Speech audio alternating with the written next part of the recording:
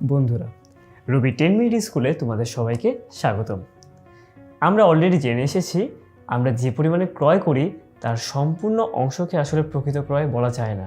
ক্রয়ের সাথে অনেক কিছু যোগ বিয়োগ করার পর তারপরে আলটিমেটলি গিয়ে আমাদের এই নিট ক্রয়টা বের করা হয়। আজকে আমরা দেখব কীভাবে পরীক্ষার মধ্যে আমরা এই নিট ক্রয়টা প্রশ্ন থেকে বের করতে পারি।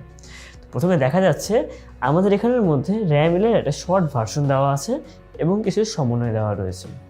যখন আমরা নিট ক্রয় নির্ণয় করব তখন শুধুমাত্র আমরা ক্রয় সংক্রান্ত যে এন্ট্রিগুলো রয়েছে সেগুলোর দিকে মনোযোগ দেব, অন্য কোনো এন্ট্রি আমাদের কাজে লাগবে না। যেমন প্রথম থেকে খেয়াল করতে গেলে এখানে ক্রয় ও বিক্রয় দেওয়া রয়েছে। ক্রয়ের পরিমাণ 4,000 টাকা, এটি আমাদের নিট ক্রয় নির্ণয়ের জন্য খুবই গুরুত্বপূর্ণ, এটি আমরা ব্যবহার করব। কিন্তু বিক্রয় যে রয়েছে 6,000 টাকা, এটি কিন্তু গুরুত্বপূর্ণ আমাদের জন্য নয়। হ্যাঁ, গুরুত্বপূর্ণ, তবে নিট বিক্রয় নির্ণয়ের সময়। নিট ক্রয় নির্ণয়ের সময় এই টাকাটি আমাদের জন্য কোনো কাজে লাগবে না। পরবর্তীতে রয়েছে ফেরত। ফেরত এখানে দুইটা দেওয়া রয়েছে, একটি 1,000, একটি 2,000। এখন কোনটি কোন ফেরত? সাধারণত ক্রয় ফেরত ক্রয়কে হ্রাস করে। ক্রয় যেহেতু ডেবিটে দেওয়া রয়েছে, ক্রয় ফেরত ঠিক অপোজিট সাইডে থাকবে। অর্থাৎ ক্রয় যদি থাকে 4,000-এর মধ্যে, আমরা ক্রয় ফেরত অপোজিট দিকে দেখব। অর্থাৎ এই যে এদিকে যে 2,000 টাকা রয়েছে, এটি ক্রয় ফেরত, এটি আমাদের কাজে লাগবে। কিন্তু এই 1,000 টাকা এটি বিক্রয় ফেরত, আপাতত নিট ক্রয়ের জন্য কাজে লাগবে না। প্রারম্ভিক মজুত পণ্য, এটি লাগছে না, মজুরিও লাগছে না। হ্যাঁ, কারবারি বারটা অবশ্যই লাগছে। কারবারি বারটা এখানে দেওয়া রয়েছে 4,000 টাকা। 4,000 টাকার অপোজিট সাইডে কত রয়েছে? 100। এটাই ক্রয় বারটা। তাহলে এখানে 200 টাকাটা কি? 200 টাকাটা বিক্রয় বারটা। বিক্রয় বারটা কেন? কারণ এটা বিক্রয়ের অপোজিট সাইডে রয়েছে। কিন্তু নিচের দিকে তো আরেকটা বারটা দেওয়া রয়েছে। এই বারটার কাজ কি? এই বারটাটি নগদ বারটা।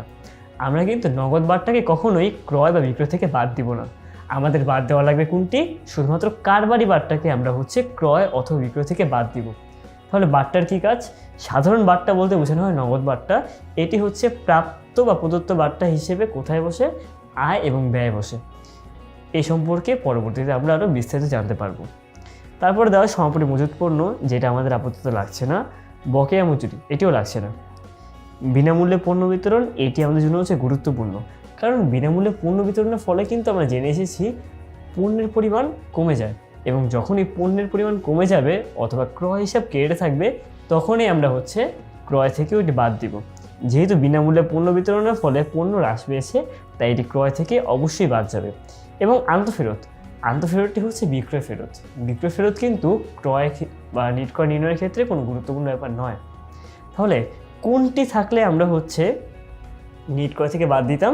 যদি এক্ষেত্রে বই ফেরত দেওয়া থাকতো, অবশ্যই আমরা ক্রয় থেকে বাদ দিতাম, কারণ বই ফেরত মানে ক্রয় ফেরত। তাহলে আমরা ম্যাথটা করে ফেলি।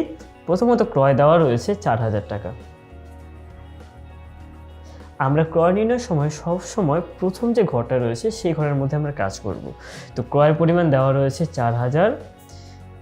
এর সাথে কিছু যোগ দেওয়ার মতো রয়েছে? এর সাথে কিছু যোগ দেওয়ার মতো নেই। এর থেকে বাদ দিব ফেরত। ফেরতের পরিমাণ দেওয়া রয়েছে 2,000 টাকা। যদি 2,000 টাকা বাদ দিই তাহলে আর পড়ে থাকবে 2,000। এর থেকে দেখা যাচ্ছে যে কারবারি বারটা বাদ দেওয়া লাগবে 100, মাইনাস কারবারি বারটাও লিখতে পারি, চাইলে আমরা ক্রয় বারটাও লিখতে পারি। ক্রয় বারটার পরিমাণ দেওয়া রয়েছে 100, তাহলে এক্ষেত্রে হয় 1,900। অ্যান্ড আলটিমেটলি বিনামূল্যে পণ্য বিতরণের পরিমাণ দেওয়া রয়েছে 3,000 টাকা। বিনামূল্যে পণ্য বিতরণের ফলে ক্রয় হ্রাস পায়, আমরা এটা বাদ দিয়ে দিব। সো বিনামূল্যে পণ্য বিতরণ।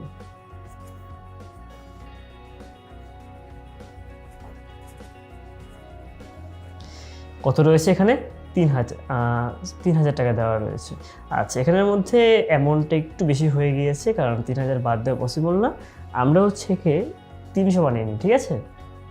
পরীক্ষার মধ্যে সবসময় কিন্তু কারেক্ট অ্যামাউন্টেই দেওয়া থাকবে, তাই ভয় পাওয়ার কিছু নেই। যদি এখানে আমরা 300 টাকা বাদ দিই, 1900 থেকে 300 বাদ দিলে হয় 1,600। এই 1,600 টাকাকে আমরা বলবো নিট ক্রয়। এই নিট ক্রয় পরবর্তীতে আমাদের বিক্রিত পণ্যের ব্যয় নির্ণয় সাহায্য করে থাকবে। তাহলে বুঝতে পারছি তো নিট ক্রয় কীভাবে নির্ণয় করতে হয়? যদি তোমাদের মনে কারো কোনো কনফিউশন থাকে তাহলে অবশ্যই তোমরা কমেন্ট করে জানাও। তাহলে বন্ধুরা, আজকের জন্য এতটুকুই। দেখা হচ্ছে আগামী ভিডিওতে। ধন্যবাদ।